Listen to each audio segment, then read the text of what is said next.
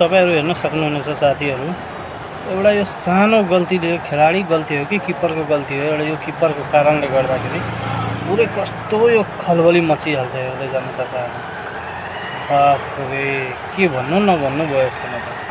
पुरै हेर्न सम्पूर्ण खेलाडीहरु एकअर्कालाई कुटपिट गरिरहेछन् पुरै। यो सानोतिनो यो अन्तर्राष्ट्रिय लेभलको खेलाडी हो, यसमा कुनै सानोतिनो खेलाडी हैन साथै। यो दुईटा देशकै बीचको लडाई हुन सक्छ। अलिकति संयम पुर्याउन सक्दैन खेलाडीहरु राष्ट्रिय टिममा छिर्छ। अनि किपरले फेरि कस्तो गल्ती गरेको नि खासमा किपरले छातीमा चढेर घुट्टाले हान्न खोज्यो क्या, त्यही भएर यो ठुलो झमेला भयो। बाफरे तपाईहरुलाई कस्तो लाग्यो कमेन्टमा भन्नु होला साथीहरु। साथै यो यस्तै भिडियोहरु हेर्नको लागि तपाई यो पेजलाई फलो पनि गर्नु होला प्लिज, अनि सब्स्क्राइब कमेन्ट पनि गर्नु होला साथीहरु, र शेयर पनि गर्नु होला भिडियो।